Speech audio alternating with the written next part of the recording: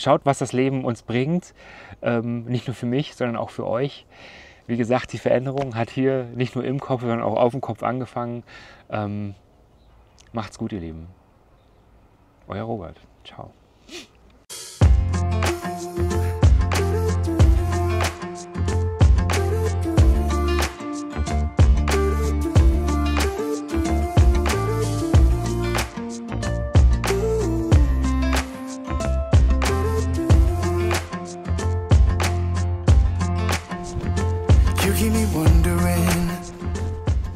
Moin Leute und herzlich willkommen hier aus meinem Kleingarten in Berlin-Pankow, genauer gesagt Niederschönhausen.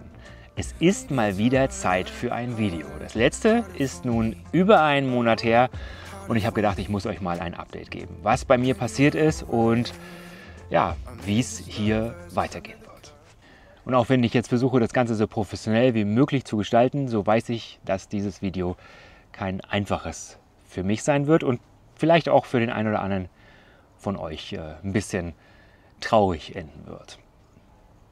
Wenn ich daran denke, wie ich angefangen habe, damals die Videos zu machen, Anfang 2021, als wir den Garten hier zusammen damals noch mit Martin und Tim übernommen haben, da wird mir richtig warm ums Herz, das war eine echt tolle Zeit. Ich habe damals angefangen, die Videos zu machen, weil ich irgendwie mal immer schon mal was mit YouTube machen wollte. Und wenn ich mir die Bilder anschaue von damals, dann sehe ich, wie ich in das Mikrofon reinflüstere und ganz schüchtern hier über das Grundstück gehe. Heute ist das ein bisschen anders. Am Wochenende war ich in Hamburg auf einer Großveranstaltung unterwegs und bin neben tausenden Leuten mit der Kamera und einem Interviewpartner einfach durchgewatschelt und habe da überhaupt gar keine Scheu mehr. Dass ich so selbstbewusst geworden bin, das verdanke ich ganz einfach auch mit euch, weil ihr eigentlich immer ein positives Feedback gegeben habt zu den Videos, die ich gemacht habe und auch was ich gemeinsam mit den anderen beiden aufgenommen habe. Und so ein positives Feedback, das baut einen natürlich auch auf. Wir haben damals viel zusammen erlebt, also nicht nur zu dritt, sondern auch mit euch.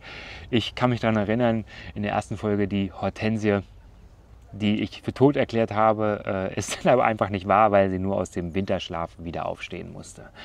Oder auch wie wir hier die Beete komplett umgewalkt haben, wie wir Hochbeete angelegt haben, wie wir Steine geschleppt haben, aus spontanen Aktionen diese Steine damals bekommen haben, noch weiß ich von so einer Baustelle, wo was abgerissen worden ist und ich habe da angerufen und gesagt, können wir das nicht haben, das wäre doch so toll auch für unseren YouTube-Kanal und wir haben so viel erlebt. Und es hat zeitweise richtig viel Spaß gemacht. Richtig doll. Also speziell auch mit den anderen beiden natürlich. Aber das hat sich einfach irgendwann geändert, als sich die Wege getrennt haben, sage ich jetzt mal ganz einfach. Beziehungen auseinandergegangen sind, Freundschaften auseinandergegangen sind, wie es einfach mal im Leben ganz normal ist. Aber es war dann auf jeden Fall sehr schwer, erstmal irgendwie zu akzeptieren, dass ich hier dann mich das erste Jahr alleine kümmere.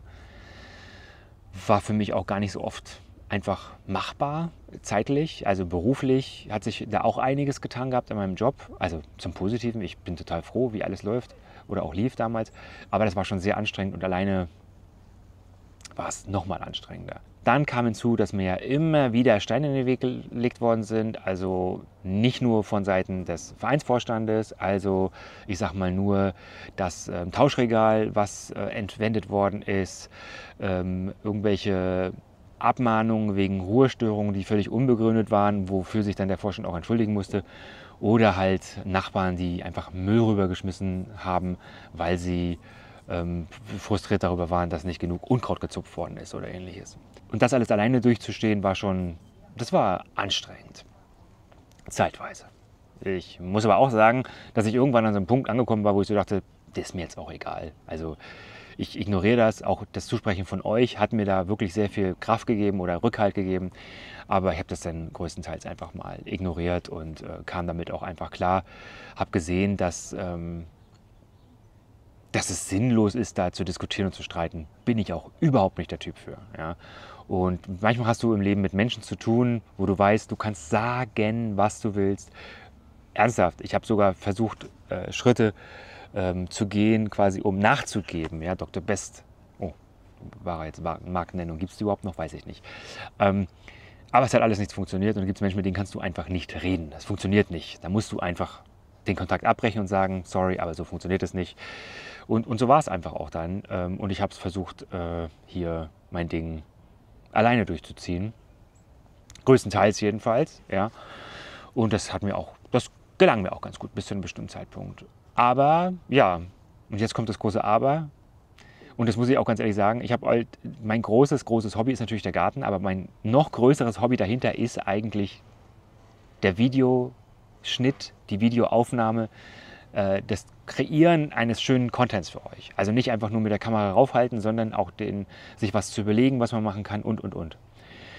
Und da erinnere ich zusammen auch mit Tim damals, wir haben so tolle Sachen gemacht. Wir waren unterwegs, ob es jetzt in dem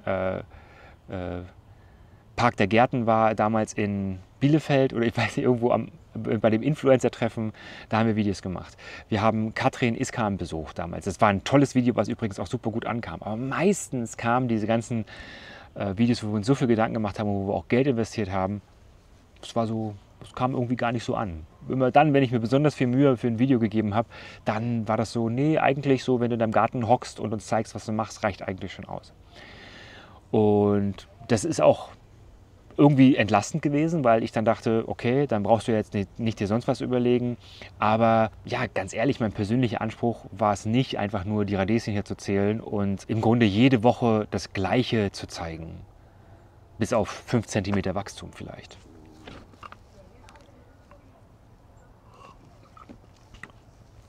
Und auch wenn ich das über Wochen und Monate gemacht habe und es vielen von euch ausgereicht hat und ich das auch verstehen kann, weil es eine Anteilnahme ist an diesem Garten, aber auch ein Miterleben ist und es hat mir auch Spaß gemacht, grundsätzlich euch mitzunehmen. Aber irgendwie habe ich an irgendeinem Punkt dann das Gefühl gehabt, vielleicht reicht mir das jetzt aber auch nicht aus. Vielleicht möchte ich aber auch irgendwie einen interessanteren Content dann gestalten. Und ich bin nicht der Garten-YouTuber, der klassische, der halt hier zeigt, wie ihr am schnellsten die Physalis zum Wachsen bekommt. Hier, die Physalis, die bei mir wachsen, die haben sich selbst ausgesät. Ja?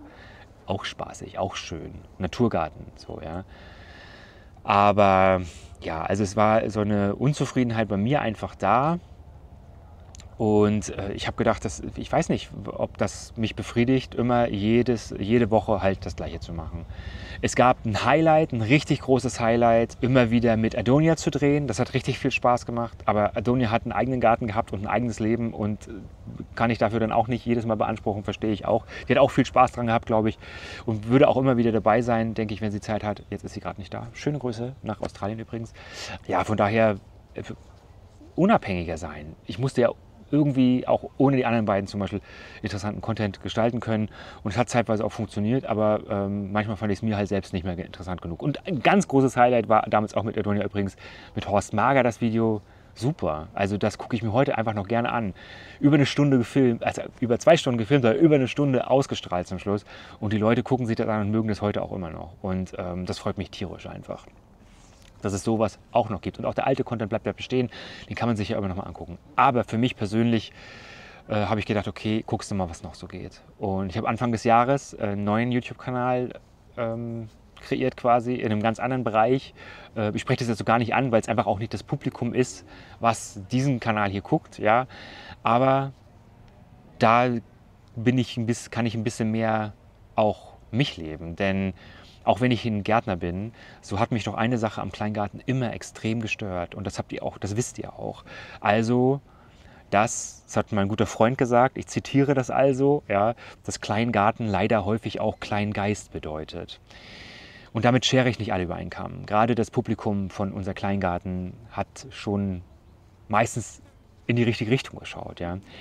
Aber ich habe mir immer wieder die Zähne daran ausgebissen an diesem Thema mit den Kleingartenöffnungen. Und wenn man es in über 100 Videos, ich weiß nicht, wie viele wir jetzt insgesamt gehabt haben, über 200 wahrscheinlich, erzählt, wie wichtig das ist, dass ein Kleingarten offen zu sein hat. Und du dann auf die nächste Veranstaltung kommst und dann triffst du andere Funktionäre sogar, Leute, die in Vorständen von Verbänden sitzen und sagen einem, ja, aber, ja, aber, ja, aber. Nee, für mich gibt es keine andere Lösung als eine radikale und komplette Umstellung des Kleingartenwesens. Denn so geht es nicht weiter einfach. so möchte ich auch Kleingarten nicht leben. Kleingarten sollte etwas sein, was für alle ein Erlebnis ist und nicht nur für einige wenige. Wenn ich hier in die Anlage gucke, wie viele Leute sich hier quasi einmauern und selbst wenn nicht, die Leute gehen vorbei, wenn die nicht dazugehören, dann werden die komisch angeguckt. Ja? Wenn hier Besucher kommen, ja, aber Mittagszeit muss hier immer... Und all das gibt ja Gründe für all das. Ja? Aber dann wird die eigene Moral so angesetzt, ja, dass hier, ja, Hecke darf nicht höher sein, aber das ganze Jahr hier bis auf den Winter übernachten oder sogar noch im Winter, ja, hier übernachten, weil man hat eine Heizung und man kann das und so. Ich meine, jeder sollte auf sich selbst schauen und ein gutes Vorbild sein, weil diese Flächen sind einfach mal spottbillige Pachtflächen. Leute, ihr zahlt umgerechnet gar nichts, um hier eure Freizeit gestalten zu können. Ja? Hier könnten rein theoretisch auf dem Land, auf dem ich hier meine Freizeit zum Teil verbringe, ja, könnten, weiß ich nicht, wahrscheinlich auch in einem Hochhaus gerechnet 50 Leute leben, ihren Lebensunterhalt verbringen quasi so. Ja? Also von daher die Verantwortung aller Kleingärtner, und da rede ich auch die Vereine und die Verbände, die Landesverbände und auch ganz klar den Bundesverband an. Ihr müsst den Arsch endlich mal hochkriegen, weil sonst ist das für die Tonne. Die Politik macht immer so bla bla und ja, wir wollen Kleingärten schützen, aber die Politik stellt ja noch nicht mal vernünftige Forderungen, die wenigsten Politiker, weil sie immer Angst haben vor der nächsten Wahl. Ja? Und wenn keine Forderungen gestellt werden, dann denken wir immer, alles ist in Ordnung und ja, Kleingartensicherungsplan. Leute, nichts ist sicher, auch in Berlin nicht. Schon gar nicht eure Kleingärten. Hier, was hier ein Baugrundstück kosten würde, da seid ihr denen sowas von egal. Solange ihr nicht wichtig seid, wichtig für die Gesellschaft, für die Nachbarn hier drumherum. Ja? Okay, jetzt habe ich nochmal einen Appell an alle gerichtet, die sich mit dem Kleingartenwesen beschäftigen, also an alle Vorstände, an alle Mitglieder von Vereinen und vor allem an die Leute, die in den Bundesvorständen sitzen. Ja? Wie oft haben wir damals auch Gespräche angeboten, ja? Aber nein, ich sage es mal so ganz krass, die alten weißen Männer sitzen da, sich den Arsch platt und kriegen nichts bewegt. Und das, Leute, das steht mir bis hier. Es steht mir bis hier. Wie viele Leute um mich herum hier in dieser Kleingartenanlage mit einem besonders hohen Altersdurchschnitt, habe ich auch mal erfahren, ja, sagen sich auch so, naja, ich bin 70, ich bin 75, nach mir ist doch egal, ist mir doch egal. Ich will jetzt hier noch meine Rente verbringen, möglichst abgeschottet. Und solche Sachen habe ich schon mehrfach gehört. Und das ist nicht nur in dieser Anlage so, das ist auch auf anderen Plätzen so. Und davon habe ich einfach ein bisschen die Schnauze voll gehabt. Wenn du nichts bewegen kannst, ich habe es lange genug versucht, ja, dann machst du halt einfach dein Ding, ohne groß, dass du irgendwie aneckst, ja. Es wird immer noch genug Leute geben hier wegen Regenbogenflagge oder sowas, die sich aufregen. Ja. Deshalb habe ich viel Zeit und Kraft in meinen neuen Kanal investiert, der gewachsen ist, unglaublich seit Anfang des Jahres. Und ich hoffe sehr bald tatsächlich sogar auch mehr Subscriber habe also AbonnentInnen als dieser Kanal hier. Ich möchte nicht zusammenzucken müssen, wenn ich gendere, ja, weil ich weiß, dass wieder Kommentare kommen, ja, Verhunzung, ich kann es einfach nicht mehr hören, Leute, ja. Ich tue niemandem weh oder wir haben niemandem weh getan, wenn wir das getan haben, wenn wir einfach nur möglichst viele Leute involvieren wollten. Und auch, ich weiß, in diesem Video werden wieder Kommentare kommen wie, ja, aber, und das kann man nicht machen. Ich bin die Diskussion leid. Zumindest in dieser Szene des Kleingartenwesens. Ja, und deshalb habe ich für mich den Entschluss getroffen, dass das hier vorerst das letzte Video auf dem Kanal Unser Kleingarten ist. Das heißt nicht, dass hier nie wieder was kommen wird, aber ich möchte, dass ihr euch keine Sorgen um mich macht. Es geht mir sehr gut. Ich bin super traurig, weil über die Jahre sich auch viele Leute viele immer gleichbleibende Leute wieder gemeldet haben über die Kommentare und oder auch ob Freundschaften entstanden sind. Ja. Vielen Dank dafür. Und es hat einfach unglaublich mein Leben in den letzten Jahren bereichert, mich größer werden lassen, mich selbstbewusster werden lassen, zu sprechen vor zum Teil 100.000 Leuten, die sich so ein Video angucken. Jetzt nicht ein einzelnes Video, aber halt in der Gesamtheit. Und das macht ein Stück weit stolz und das macht mich auch selbstbewusst und das sagt mir auch, dass ich das mehr nutzen möchte und nicht hier nur von Woche zu Woche 2 Blüten mehr an der Zucchini habe. So. Was nicht abwertend klingen soll für all das, was ich bisher getan habe und für all die, die das weiterhin in ihren Gartenkanälen tun. Es gibt so unglaublich vielen guten Content, wie zum Beispiel vom Nick oder allen möglichen anderen Leuten. Ja, ihr braucht mich da gar nicht, sag ich mal so.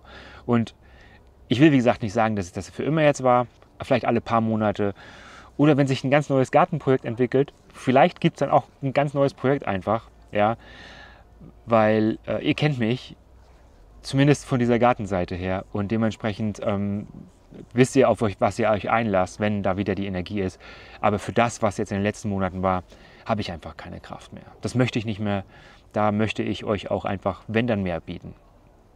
Ja, das war jetzt, glaube ich, schon sehr frei und offen gesprochen.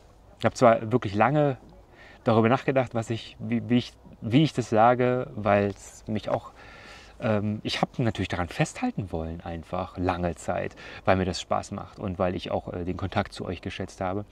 Aber ja, nur ist es so. Und ich hoffe, euch geht es weiterhin gut. Schaut, was das Leben uns bringt. Nicht nur für mich, sondern auch für euch. Wie gesagt, die Veränderung hat hier nicht nur im Kopf, sondern auch auf dem Kopf angefangen.